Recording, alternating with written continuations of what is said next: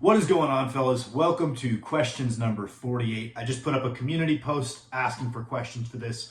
I really quickly got a lot of very good questions. I forgot the channel has gotten a lot bigger recently. So I said freaking out. I was like, holy shit, how many questions am I going to get? This is crazy. So that makes me quite happy. There's a lot of them here. So I think what I might do is I might try to make one of these each morning for the next couple of days and just see what the communal response is to that. Probably answering 2 to 3 per day. Trying to give good detailed answers rather than glossing over them in a longer format video. I also still don't have Wi-Fi at my house, so uploading a longer format video would be a nightmare anyway. So we'll get straight into it. I think we're going to do 3 today because one of them is kind of a meme question. The first one is, do you change your assistance exercises from phase to phase or only between blocks? For example, switching tricep press downs to JM presses when it comes closer to your peaking block. No, generally speaking, I'll write out the same thing just because maybe there might be some unexpected effects on joint fatigue, rotating in the middle of a training cycle. Usually any changes in our like assistance exercise accessory selection is going to happen between training cycles. And maybe we can rotate through rep ranges with phases, right? So maybe let's say in our early block, we're doing our tricep press downs in the 15 to 20 range. And then we get into that strength phase, we maybe drop that to the 8 to 12 range, so on and so forth. That was something Ed Coan was big on, was to some degree, he did it to a much bigger degree than I would advocate for, but to some degree, peaking our accessories alongside our main lifts to try to maximize some kind of neural efficiency. And obviously I wouldn't necessarily really take a press down below 8 reps. That being said, I do think that tapering down your accessory reps, is a good way to keep some progression going, kind of present your body some level of novel stimulus, and maybe present some kind of like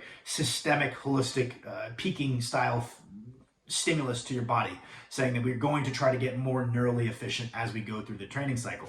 As far as changing accessories between training cycles, because a couple people have asked me questions about that, do I rotate my accessories between training cycles? It depends. I think sometimes we can identify that even though this motion is probably several deviations away from what we're trying to get better at, for one reason or another, when this motion is present in our program, the main lift goes better. I can say for myself that 2 concrete examples is that when I have dumbbell bench present in my program and when I have tricep straight bar press downs present in my program, they seem to have a not just strength benefit, but technical benefit to my bench press.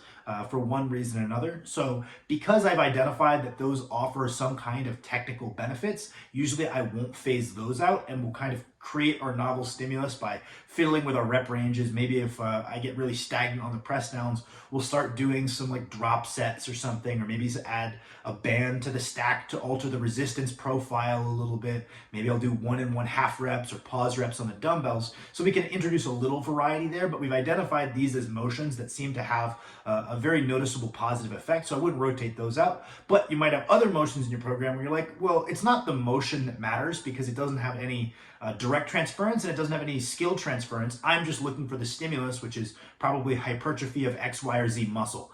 In which case, most exercises are pretty interchangeable as long as we're exposing the muscle to resistance across a full range of motion. An overhead rope extension could be switched out for an overhead dumbbell French press pretty easily, right? And those you can kind of rotate as soon as you feel they start to get stagnant. I would usually wait till the end of the block because of those unintended effects that can tend to happen, but that would be my general philosophy.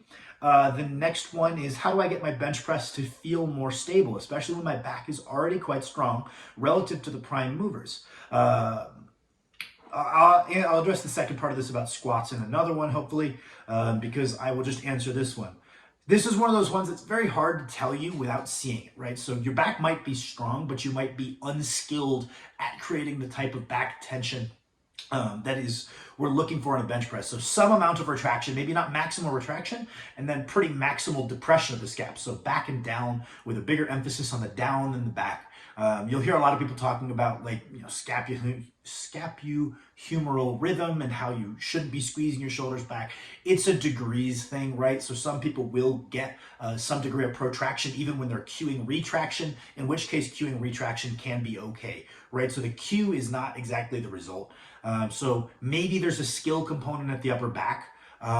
Maybe we need to create more tension from the lower body up. So having good constant leg drive. So we tense our legs, trying to slide ourselves towards our spotter from the moment we unrack to the moment we re-rack. We're creating that tension through the legs. We're not just being lazy, sitting 100% of our weight on our butt. We're almost creating a bridge where most of our weight is split between down in our feet and up on our traps. Obviously, our ass stays in contact with the bench, but creating our tension that way, that could be something to increase the stability. Potentially, some people don't like it, some people do, either flexing the adductors, so squeezing the bench with your knees, or driving your knees out and flexing your glutes can be another means of creating stability. And if you're doing all of these things, then maybe working on some accessories that might be one deviation less stable. That doesn't mean you have to hang weights off of bands on the end and do some kind of bamboo bar bench. It can be just one deviation less stable, like a Larson press, as we're taking away that lower body stability, or a dumbbell press as it is one deviation less stable,